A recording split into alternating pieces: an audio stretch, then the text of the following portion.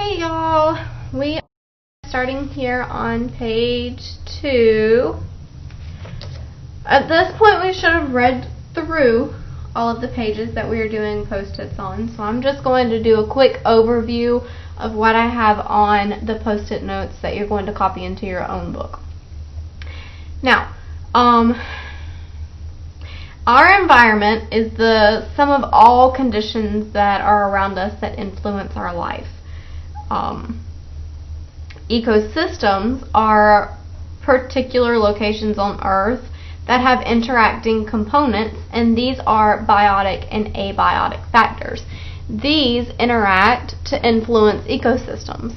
Now, humans manipulate our environment more than any other species, and because of that, when there's large numbers of humans together, they really do a big job on their environment. We have been around for about 2.5 million years on Earth. Again, we've done a really good job as we've developed at altering our environment. Now, environmental scientists try to monitor our natural systems for signs of stress, and there's a few ways that they can do this. One way is by looking at ecosystem services.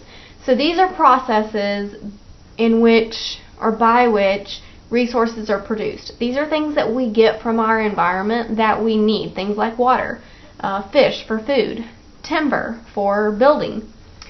And when these things aren't being produced, it shows that an ecosystem has been degraded or it's stressed out. So the more diversity there is in an ecosystem, the better the environmental responses will be.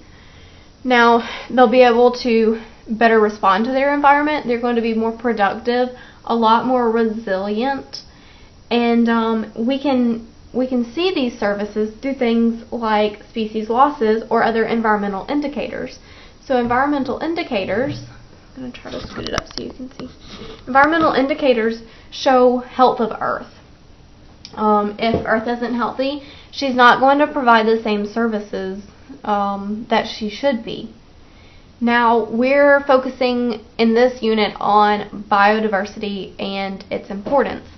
Biodiversity can be on a genetic, species, and habitat level, and our goal really is to be sustainable. We want to be able to live on Earth without using up all of the resources so that future generations can have these resources as well. One of the major focuses is going to be genetic diversity. So this is the amount of genetic variation among individuals in a population.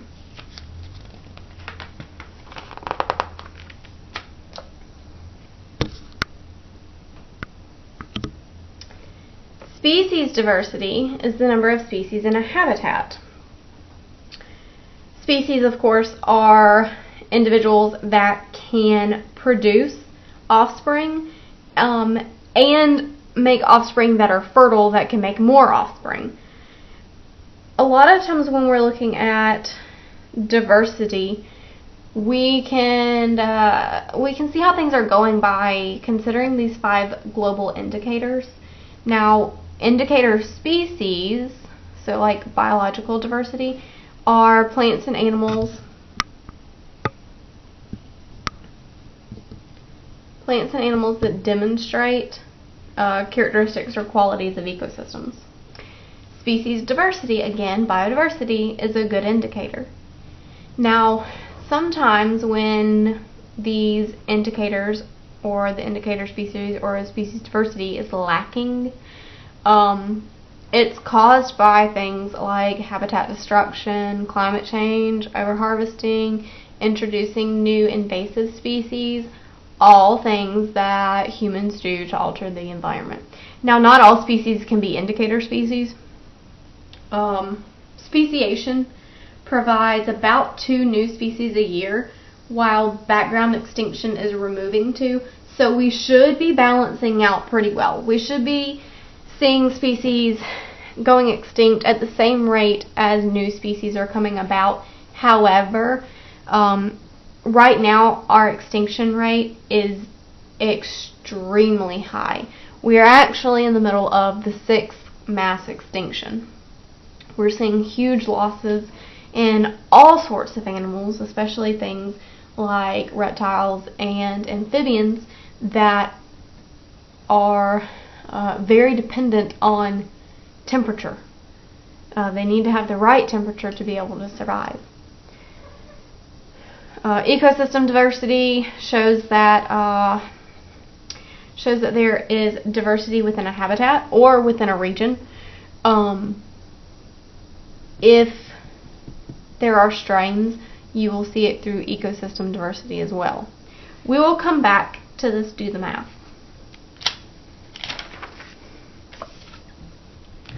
Okay.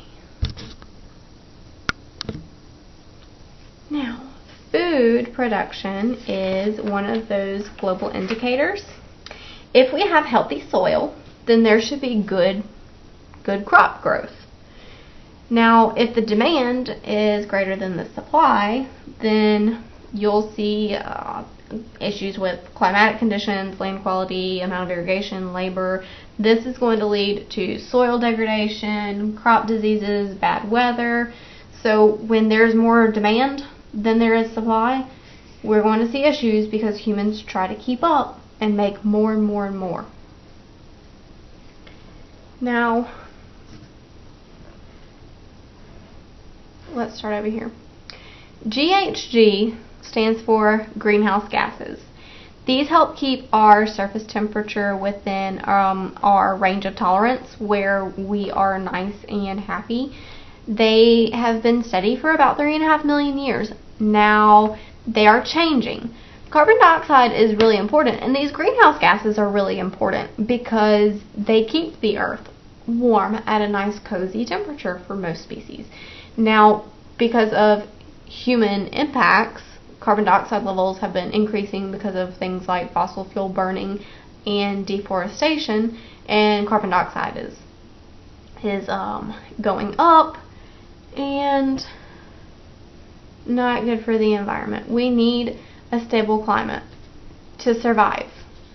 We are creating a climate that is not stable.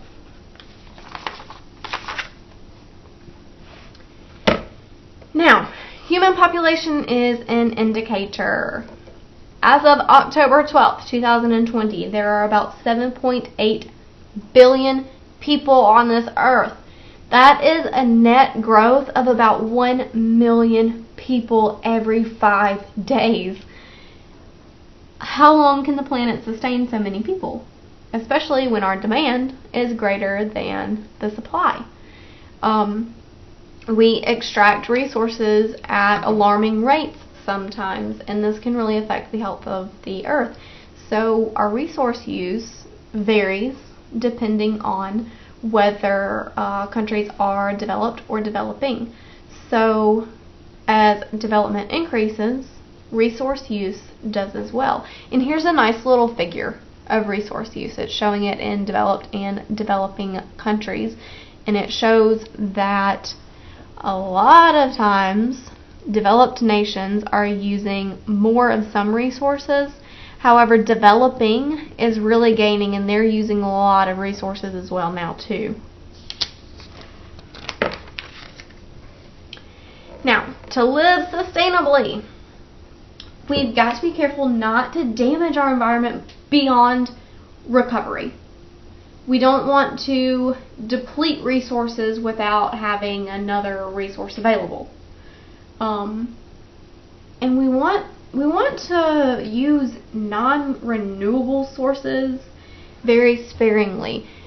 There's been tons of research into renewable sources of energy, and they work really well.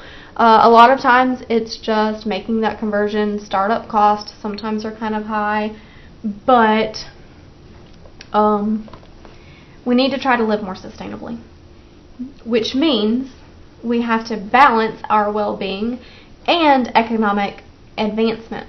So this living sustainably means that we have to act in a way that activities that we're doing that are crucial to human society continue without using up too much of the resources that we now still have available.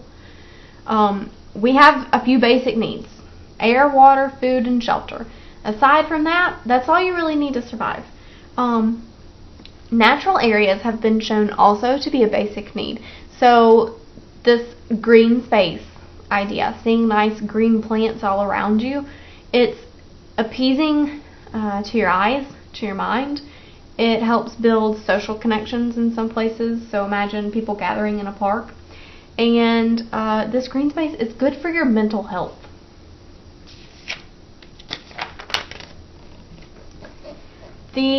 All of the things that we use up create our ecological footprint. So this is how much that we consume and how much land it takes for our consumption. We compare this to our waste production for our health. Our ecological footprint is how much we use and how much we waste, how much land we need to survive. And again, basic needs. I have this in here twice. Skipping ahead to the next section, page 73, we're going to talk a little bit about ecosystem disturbances. So a disturbance is an event caused by physical, chemical, or biological agents that result in changes in our population size or composition. These can have environmental consequences that might be really great. They can and sometimes be greater than human-made consequences. So, a watershed is all of the land in a given landscape that drains into a particular stream, river, lake, or wetland. Watershed characteristics include the area, length, slope, soil, vegetation, and its division with adjoining wetlands. This is important because our watershed is feeding water into the area where we habitate. Plants are incredibly important for several reasons. In watersheds, they're very good at increasing nutrient retention. Now, when ecosystems are disturbed, it's very good for them to have a larger number of species because they're more likely to recover. So more biodiversity means better resistance and resilience.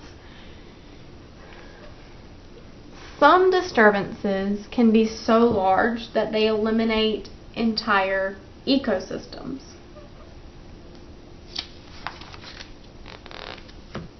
There is this intermediate disturbance hypothesis that states that ecosystems experiencing intermediate levels of disturbance are actually going to be more diverse than those with higher low levels of disturbance. Now, ecosystems provide these things called ecosystem services. There's two types of ecosystem benefits for us. One is instrumental, which is money basically. The other is intrinsic or moral value. Here we're going to focus a lot on the instrumental. So these ecosystem services benefit humans. These are the things that we are obtaining from our natural systems. There are 4 categories: provisioning, regulating, cultural, and supporting. So provisions are goods that we use directly from our ecosystem. Things like wood and food, water. Regulating services are the environment doing some work for us. So for example, removing carbon from the atmosphere. Support systems help us out, things like water being cleaned through infiltration in aquifers, bees pollinating plants for us. When there's good resilience, then ecosystems are safer against losses. Again, diversity is a big deal. These cultural services are things like intellectual and aesthetic gains. You've read all of this already. Humans, again, very good at disrupting the environment. Sometimes it can result in economic consequences as well as ecological. Next, we're jumping over to page 121. More on biodiversity. So, the number of species is the most common measure of biodiversity. Life, diversity, differences. There's an estimated 10 million species on Earth. We know of about 2 or 3, but scientists have done estimates and considered species that we've not discovered yet in places like Amazon rainforest, deep oceans, and their projected number of species on Earth is about 10 million. Now, this is not really a useful indicator for smaller systems because these species are not evenly distributed across Earth.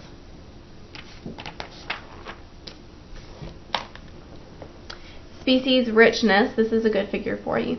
Species richness is the number of different species found in an ecosystem. Normally, ecosystems with larger numbers of species are more likely to recover from disruptions. I think I've said that like 5 times now. This shows you biodiversity is a big deal.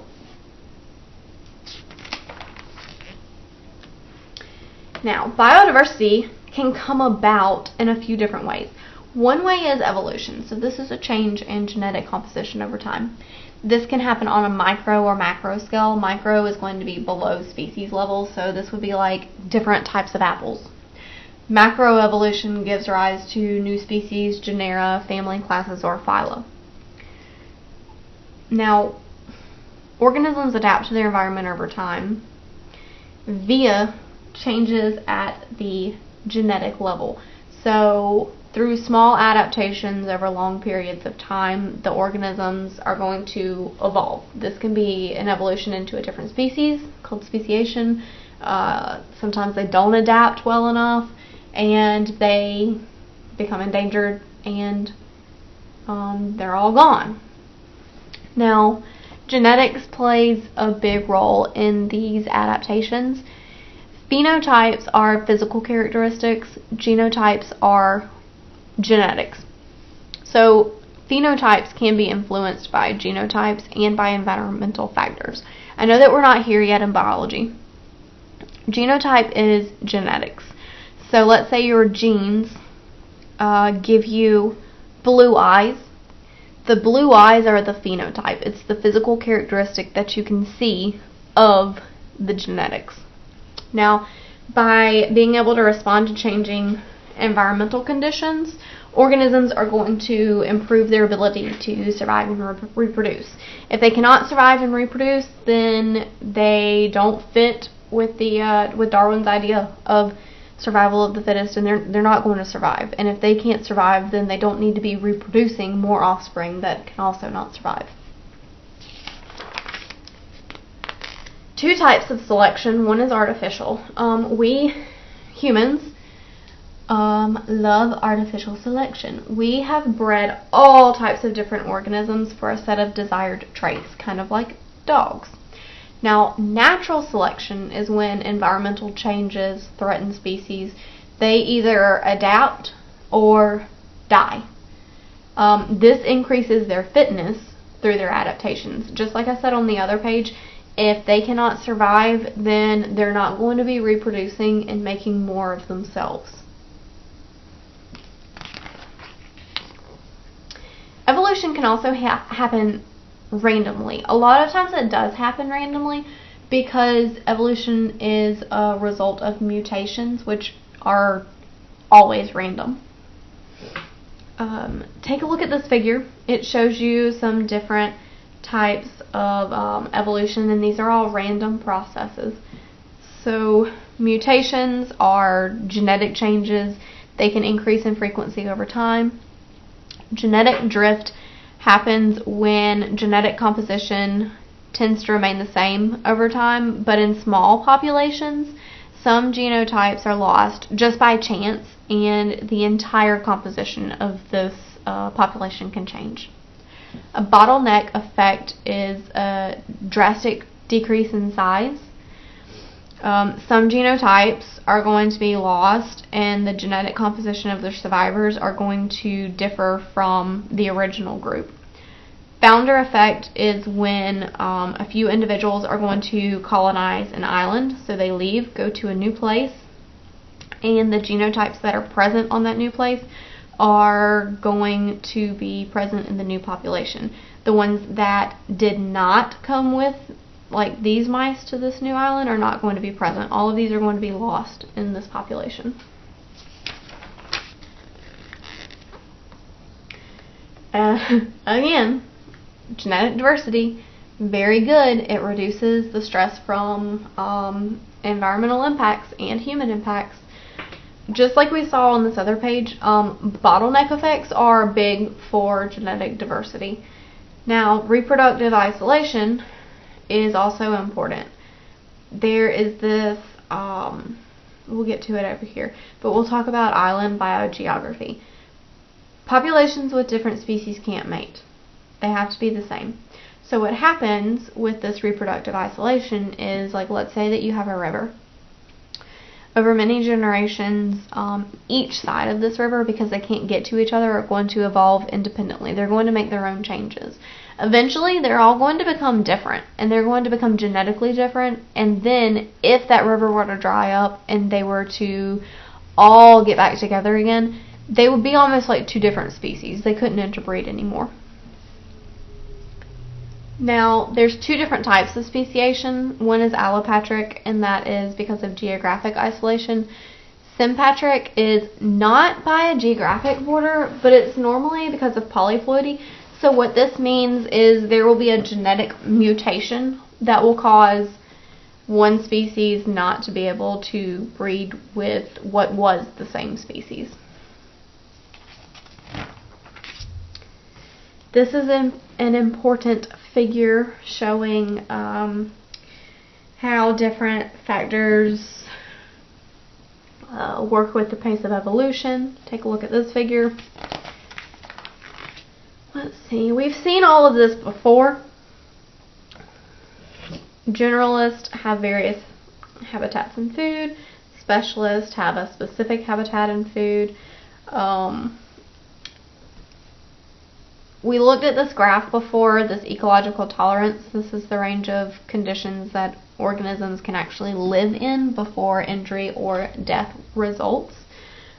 Ecological tolerance applies to individuals and to species. They need to be living within their range of tolerance or they won't survive.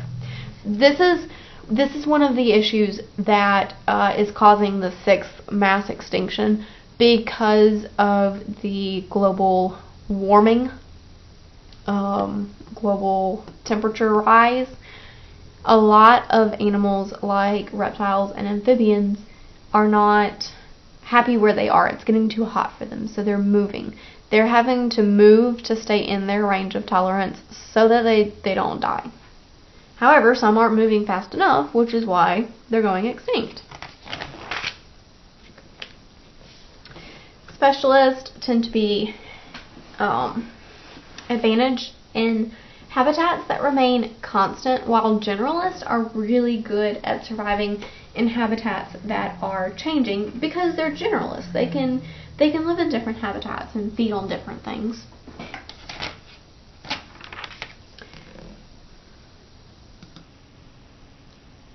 Here we are on the next set of readings. We are on page 168.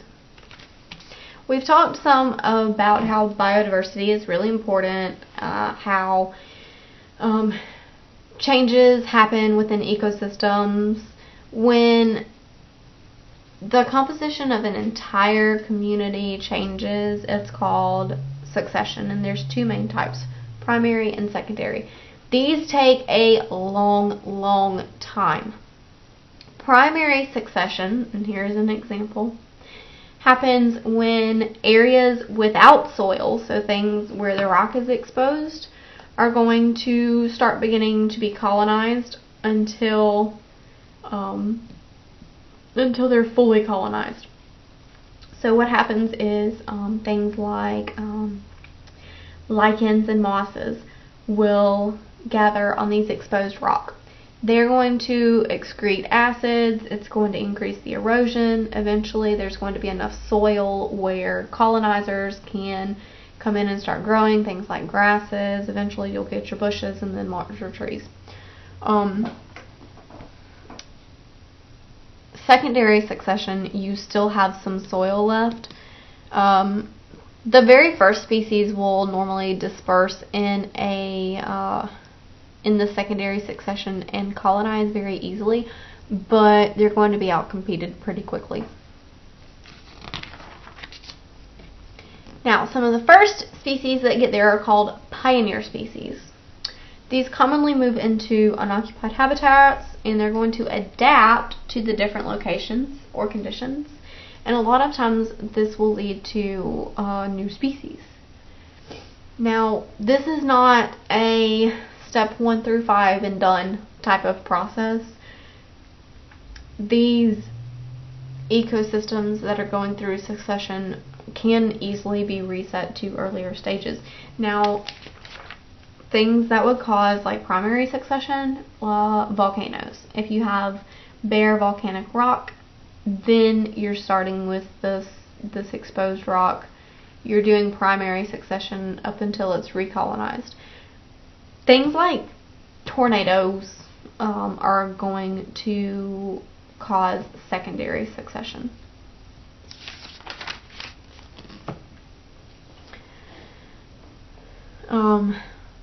We talked about how some species are not good indicators because they're not evenly distributed across Earth. They're actually organized into different biomes. I know there's a lot going on here, so I'm going to move this around some. As you move closer to the poles, we see a decline in species. Older communities are generally a little bit more stable, more diverse, because they've had more time for speciation. Here we are at island biogeography. So this is a study of ecological relationships and their distribution on islands and their community structure on these islands. So islands have been colonized before by new species arriving from other places. Now, it's easier for larger habitats to be colonized because seed dispersal is a lot easier.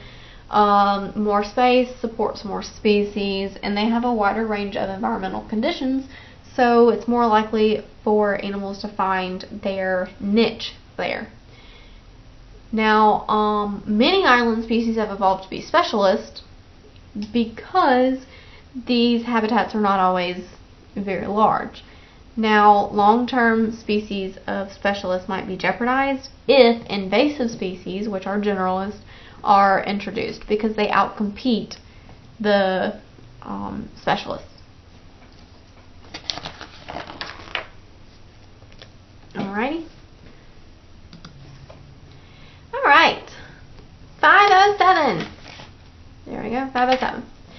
This talks a little bit about conservation of biodiversity. There's been some legislature that has tried to help out some. For example, the Marine Mammal Protection Act prohibits killing of marine mammals and importing or exporting any marine mammal body parts.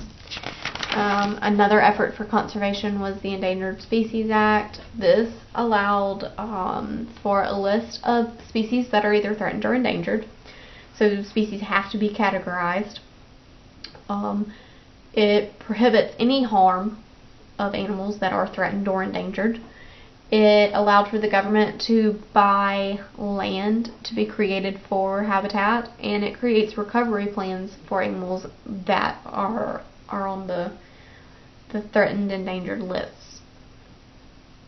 In 1992, there was a Convention of Biological Diversity, and this was basically an international treaty to try to protect biodiversity. They met again in the 2000s, and they identified that we're not doing very good. We're failing to protect the species that are threatened and endangered.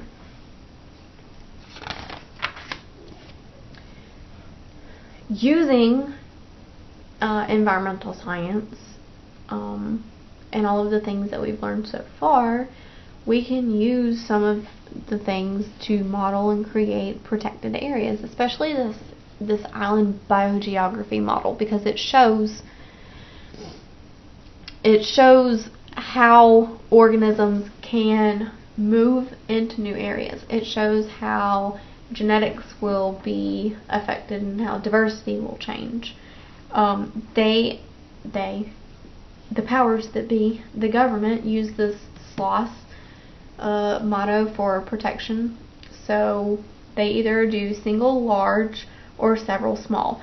This is again with the island biogeography model. They're either going to do one large area or they're going to create several small areas, because there have to be ways for animals to move back and forth. One of the big reasons, or one of the big ways that we humans have altered natural environments is by building things like roads or big cities. It has caused ecosystems to be divided.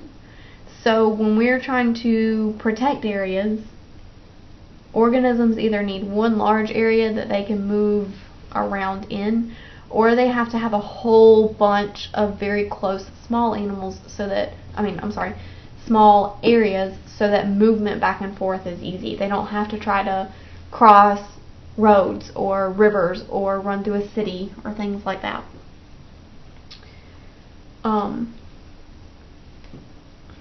This also helps out with their migrations. So wildlife, lots of organisms migrate either short or long distances all throughout the year. By using this biogeography model, we can see kind of how we are impacting that as well. I'm going to skip ahead with you to 525. Alright. Our Earth system processes are operating on a range of scales.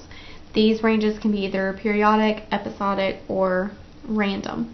Now, this IPCC, the Intergovernmental Panel on Climate Change, got together to assess on these different scales how are we doing with climate change?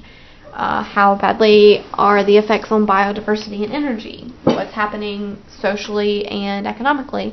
And they try to put together some details of this system.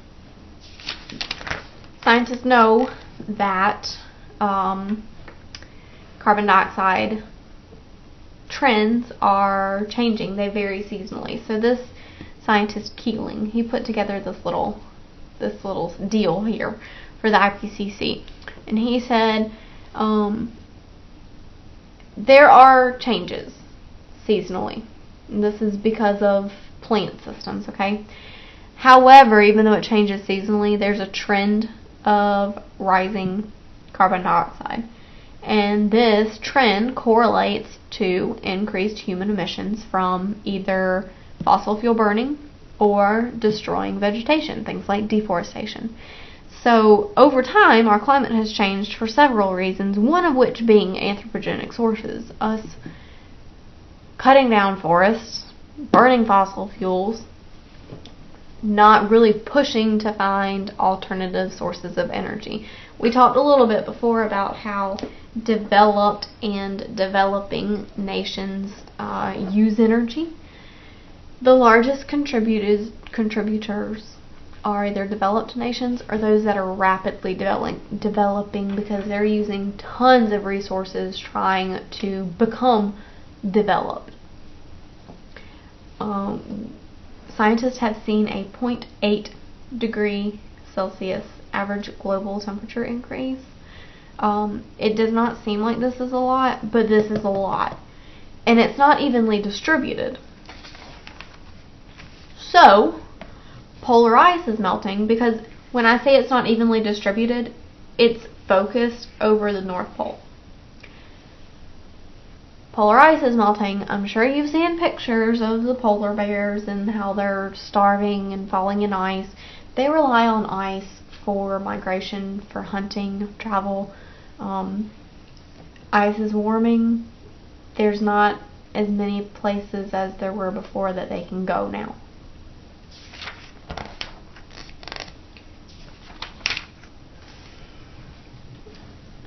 Now, heat concentrated over the poles mean that glacial ice is melting. That is the largest reservoir of fresh water. Glacial ice is. Now, because of this, sea level has varied significantly as the amount of ice has changed over time. This figure shows you the predicted increase in global temperatures by the year 2100. This picture shows high increases in carbon dioxide. This picture is kind of scary, really. This shows that we have really got to start taking care of what we have, and we've got to look for alternative sources of energy, and we've got to try to be better to our environment and our earth. It's doing a very good job of sustaining us right now, and we still have quite a bit of biodiversity, which is very good, very healthy. However, it is decreasing at an alarming rate. So, not to end on a sad note, but our goal here has been biodiversity. It is extremely, extremely important that Earth contains lots of biodiversity. When there's lots of biodiversity, and I've said it like 100 times now, then we are a lot better adapted to change. Alright, that's it.